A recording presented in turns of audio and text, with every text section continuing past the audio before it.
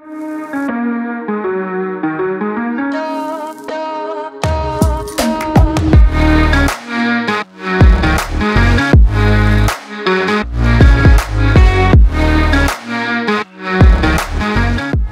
CES 2020 tổ chức hồi đầu năm, Gigabyte đã giới thiệu ra thị trường hàng loạt mẫu màn hình gaming mới nhất của mình, không chỉ tập trung vào độ mượt mà khi chơi game mà còn được hãng nhấn rất mạnh vào khả năng thể hiện màu sắc. Ngay khi những chiếc màn hình đầu tiên thuộc series 2020 của Giga cập bến thị trường Việt Nam, mình cũng đã tranh thủ mượn được một chiếc để trải nghiệm và review cho anh em xem. Chiếc màn hình mà mình sẽ giới thiệu tới mọi người ngày hôm nay là model có giá bán rẻ nhất trong các dòng màn hình gaming mà Giga vừa giới thiệu. Có mã là G27F, sử dụng tấm nền IPS kích thước 27 inch, độ phân giải Full HD và tần số quét lên đến 144 Hz và đang được bán trên thị trường với giá khoảng gần 7 triệu đồng thôi.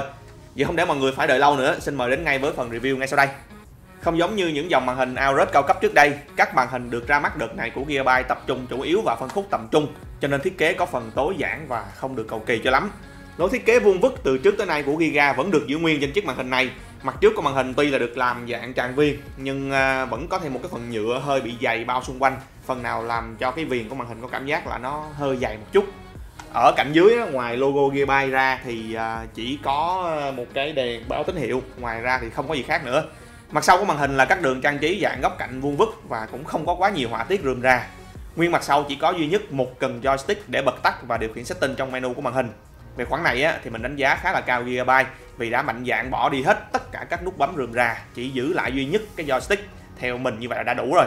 Giờ đã là 2020 rồi, hy vọng từ nay tất cả các hãng sẽ chuyển hết sang dùng joystick, chứ giờ mà hãng nào mà còn chỉ xài nút bấm thì mình nói thật là nó hơi bị tù. Chân đế của G27F cũng được thiết kế khá là đơn giản, mặt chân hình chữ V và được làm dạng phẳng. Thực ra thì mình thích cái loại chân đế dạng phẳng này hơn là các loại chân đế 3 chấu trên các loại màn hình gaming cao cấp. Đơn giản bởi vì mình có thể để một số đồ dùng cá nhân lên phía trên, hoặc là anh em nào mà có góc gaming không được rộng rãi thì thậm chí có thể là kê cái bàn phím lên trên chân đế luôn cũng được. Vì là một chiếc màn hình ở phân khúc tầm trung cho nên là chân đế của G27F chỉ có thể nâng lên, hạ xuống và ngửa lên khoảng 20 độ, úp xuống khoảng 5 độ. Hơi tiếc là chân đế này không cho chỉnh góc nghiêng của màn hình. Như mình sử dụng mấy ngày nay thì thấy khá là hài lòng với chân đế của chiếc G27F này. Dù không xoay được nhiều hướng nhưng bù lại chân đế khá là chắc chắn và không chiếm nhiều diện tích trên bàn. G27F có tổng cộng 2 cổng HDMI và một cổng DisplayPort. Ngoài ra thì trên màn hình còn có 2 hub USB 3.0 và một ngõ cắm headphone. Chiếc màn hình này cũng được trang bị một cặp loa có công suất 2x2W. Chất lượng thì như mình hay nói là loa trên màn hình chủ yếu là chống điếc thôi, chứ còn mình cũng không có trông đợi gì nhiều. Có một cái mà mình phải nhắc đến ở đây đó là giống như trên một số chiếc màn hình siêu cao cấp của Asus thì giờ Gigabyte cũng đã viết riêng một phần mềm có tên là OSD Sidekick, giúp người dùng tùy chỉnh các setting của màn hình trực tiếp trong Windows bằng bàn phím và chuột. Tùy chỉnh setting bằng phần mềm thì theo mình thấy là nó cực kỳ tiện nè và dễ dàng hơn rất là nhiều so với việc xài nút bấm cứng trên màn hình. Và thay đổi setting trên phần mềm không khác gì việc chỉnh bằng nút cứng, cho nên là phần mềm cũng không cần thiết phải chạy ngầm, mọi setting sẽ được lưu trên phần cứng của màn hình. Tuy nhiên nếu mà muốn tùy chỉnh setting cho chiếc màn hình này thì các bạn phải nhớ là cắm cái cọng dây USB từ màn hình vào máy tính đã nha, thì lúc đó thì trên phần mềm nó mới hiện lên để các bạn chỉnh. G27F sử dụng tấm nền IPS 27 inch, độ phân giải Full HD. Do mình cũng đã từng dùng qua nhiều màn hình độ phân giải cao rồi, cho nên đối với mình là độ phân giải Full HD trên kích thước 27 inch là hơi thấp một chút. Nhưng mình nghĩ là với đa phần người dùng bình thường chỉ có chơi game này, lướt web, xem phim thì đây cũng không phải là vấn đề gì lớn lắm. Tuy nhiên nếu như các bạn muốn một cái độ phân giải cao hơn thì các bạn có thể bỏ ra thêm khoảng 1,5 triệu nữa để lên model G27Q với thiết kế tương tự, còn độ phân giải thì được nâng lên thành 2K. Bù lại độ phân giải không được cao thì tấm nền của G27F lại khá là ấn tượng. Điều làm mình ấn tượng nhất ở tấm nền này đó là khả năng thể hiện màu sắc cực kỳ tốt. Mình không biết Gigabyte sử dụng tấm nền IPS của hãng nào, nhưng với thông số đo thực tế cho độ phủ 99% không gian màu sRGB và lên tới hơn 90% không gian màu DCI-P3, cùng thông số Delta E thể hiện độ sai màu rất thấp, tấm nền IPS của G27F gần như có thể so sánh được với tấm nền Nano IPS trên các màn hình gaming cao cấp của LG, loại tấm nền dành cho màn hình gaming mà mình đánh giá là cao nhất ở thời điểm hiện tại đó. Tuy nhiên ở chế độ hiển thị mặc định thì mình thấy là Gigabyte cân màu hơi bị rực một chút. Nếu muốn màu tự nhiên và chính xác hơn thì vẫn như các video review màn hình trước, mình khuyên mọi người nên cân màu lại bằng các thiết bị cân màu chuyên dụng trước khi dùng.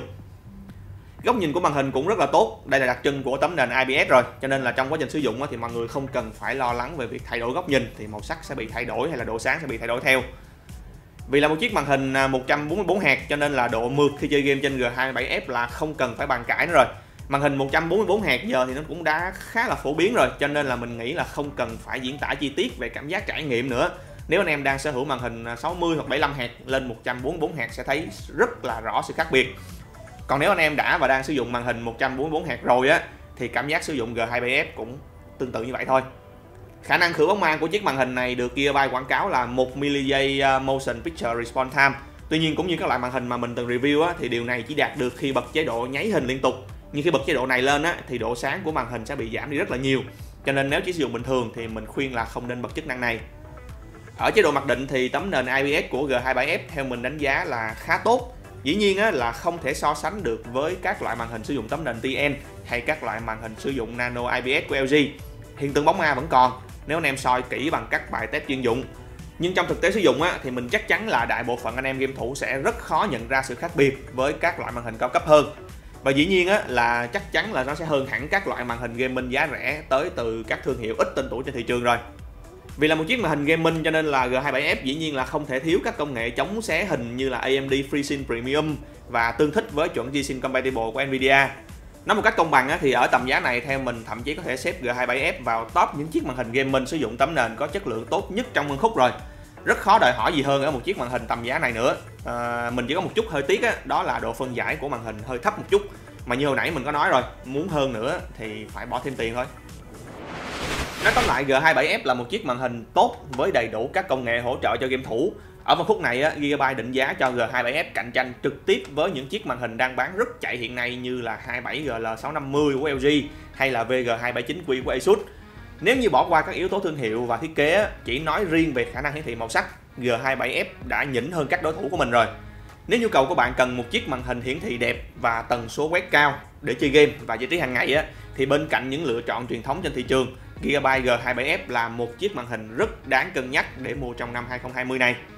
Rồi, đến đây thì mình cũng xin kết thúc video review về chiếc màn hình gaming Gigabyte G27F ngày hôm nay. Rất cảm ơn tất cả các bạn đã quan tâm theo dõi. Nếu như các bạn thấy video này hữu ích thì đừng quên nhấn like và subscribe kênh AZTech để đón xem thêm nhiều video hấp dẫn hơn nữa nha. Xin chào tạm biệt và hẹn gặp lại tất cả các bạn trong các video tiếp theo.